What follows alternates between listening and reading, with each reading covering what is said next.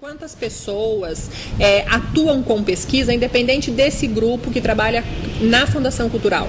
Não tenho essa ideia. Você diz aqui externamente na cidade, que fazem uso... Ou sob coordenação da Fundação Cultural? Não tenho. Se a Fundação Cultural se existe um projeto de pesquisa implantado para favorecer a pesquisa de pessoas que se interessem por história, por arqueologia, por antropologia. Não existe. Então não existe... O que existe, sim. São pessoas que nos procuram e de acordo com aquilo que elas solicitam, que elas tenham necessidade de saber, e a gente consegue fazer um encaminhamento, um aprofundamento e municiá-la de informações. É isso só que existe. Agora, um trabalho de pesquisas, tanto da Fundação quanto externa, não existe. Sim. E com relação... Haveria, de ter, mas o que eu falei para você, hoje você não tem um pesquisador, não tem um historiador, não tem uma série de coisas, de cargos que estão vagos no arquivo público mesmo, necessitando de um concurso público para que seja retomado esse tipo de trabalho. E isso está na pauta de discussões e diálogos sobre a política cultural? Está na pauta. A gente está chegando ao final desse mandato e a gente está fazendo um balanço do existente e do que é necessário, e até mesmo para deixar para o próximo que vem aí ter uma continuidade aonde estamos e para onde devemos ir, ou teríamos que ir.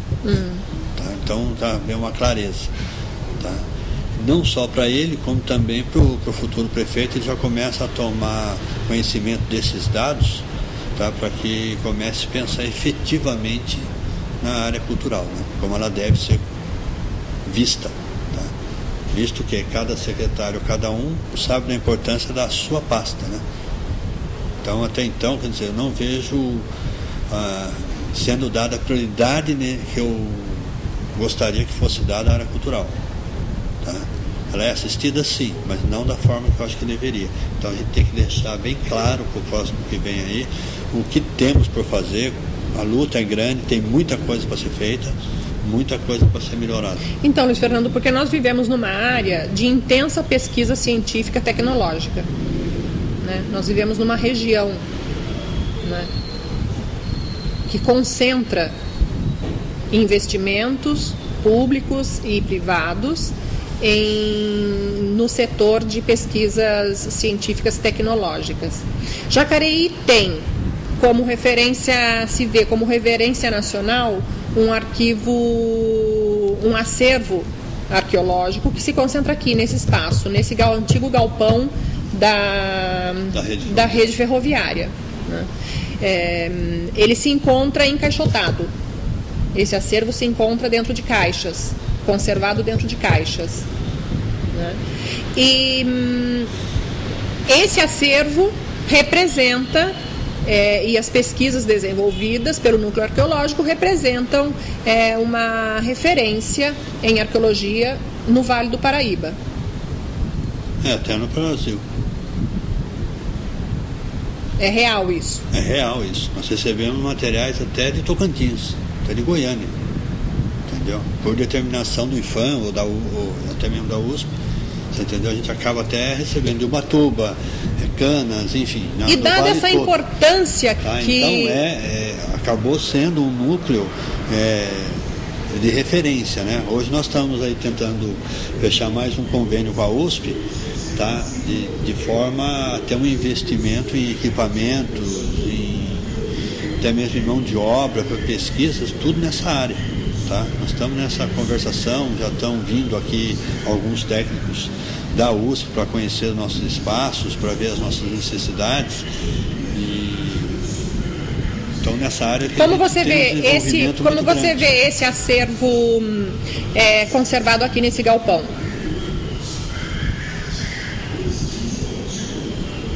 Eu acho que o acervo conservado, ele está bem conservado aqui nesse galpão, Eu só está até por uma questão de necessidade, Porque esse espaço não era para isso. Então é um problema de determinação. Então, como posição, mas vocês fizeram um núcleo de arqueologia, não foi eu que fiz, Então fica parecendo que você criou o carro e o boi veio depois. Então o carro está na frente dos bois, quando devia ser ao contrário. Tá? É esse o parecer que nos chega. Foi essa a situação que eu peguei. Tá? Então nós estamos evoluindo na parte de convênios, na parte do laboratório, passamos a ser um referencial, tá? E atendemos as necessidades, porque nós somos fiscalizados pelo pessoal do IFAM e da USP. Tá? Agora, será que da forma mais adequada? Te diria que não. Então nós precisaríamos ter um espaço para a guarda desses materiais arqueológicos, que passariam por laboratórios, aquilo que eu falei, volta a bater na tecla de espaços físicos, tanto para o arquivo, como para a arqueologia, entendeu? Nossa orquestra sinfônica precisa de um espaço físico adequado. Então a falta de equipamento para a fundação, isso é ponto de partida. E isso é o reflexo, essa utilização do patrimônio arquitetônico histórico-cultural e do patrimônio histórico-cultural sendo utilizado como espaços de depósitos, né?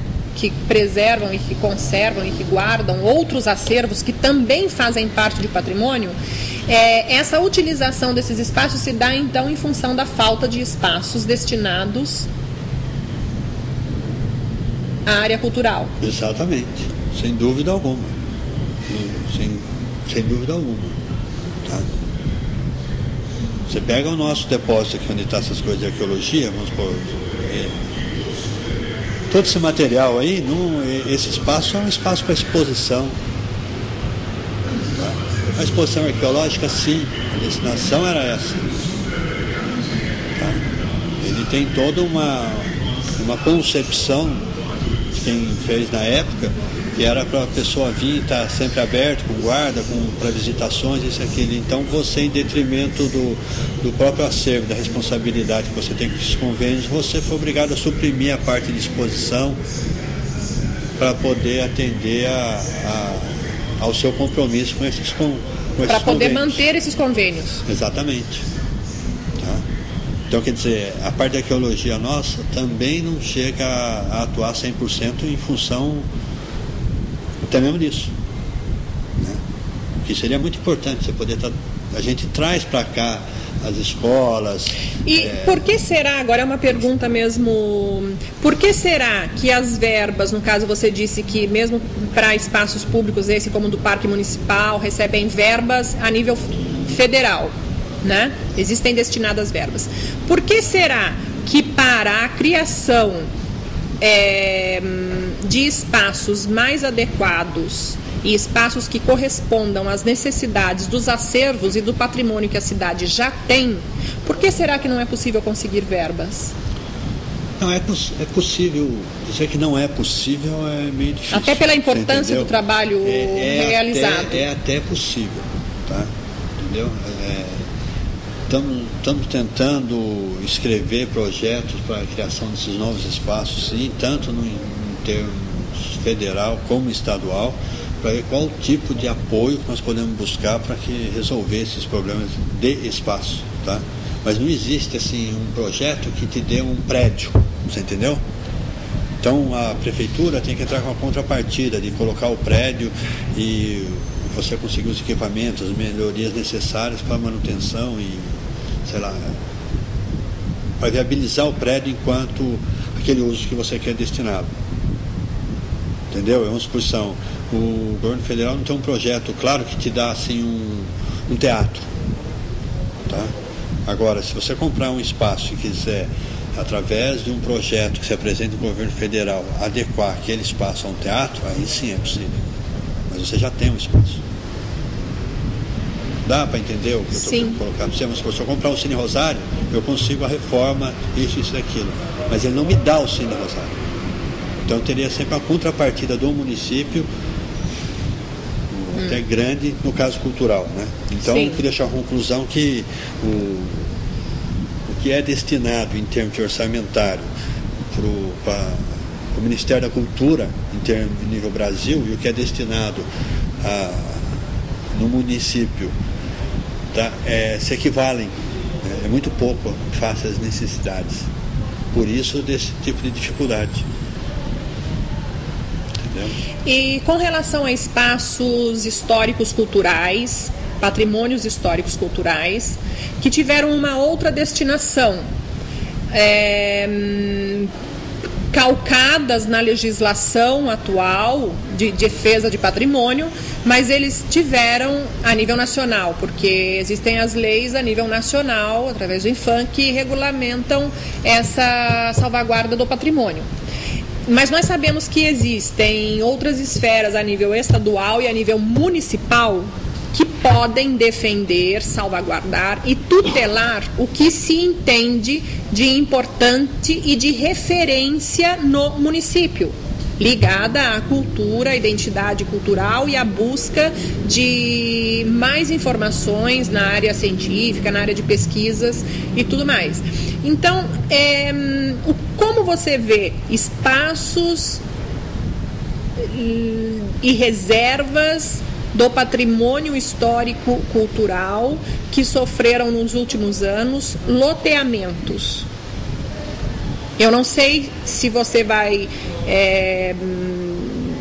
querer discriminar se você estava aqui ou não, mas a nível da sua própria opinião, como você vê patrimônios que, regulamentados pelo IPHAN, foram soterrados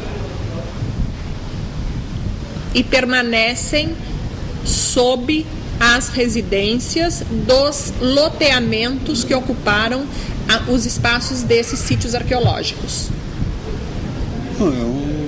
Vou ser sincero para você, não se trata nem de dizer que se foi nessa administração, se foi em outra administração, isso aqui. Por que não se faz valer nesse país a lei, se ela existe? Você entendeu? Então, quer dizer, a partir do momento que como você falou, loteamentos que tem residência em cima hoje, né, que não poderiam ter, tá? Existe porque alguém permitiu, tá?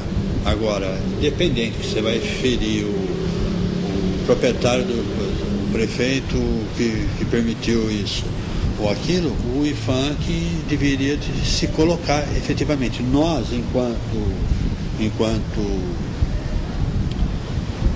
vou dizer para você, enquanto fundação cultural, enquanto representante do IPHAN no município, através do Conselho de Defesa do Patrimônio Arquitetônico e Cultural do município, que a gente pode, chegando ao nosso conhecimento desse tipo de coisa, podemos, devemos, né, comunicamos ao IPHAN para que se tome as providências na área federal. Você entendeu? E nós temos casos aqui, você entendeu, de alguns conflitos criados, né, de terras e série de coisas que estão na justiça, tá? É que aí o que fica aparecendo? Como está na justiça, não aparece, né? Mas muitas vezes está embargado, muitas vezes está parado, muitas vezes é o trâmite judiciário do país que também é lento, não te dá uma resposta rápida, né? Mas construíram lá, o que eu posso fazer? Depende da hora que sair a sentença, o que vai acontecer com esse ou aquele que construiu lá, né? Nós sabemos que existem essas esferas, né, de tutela do patrimônio a nível nacional, a nível estadual e a nível municipal, né? Na sua opinião, o município se torna impotente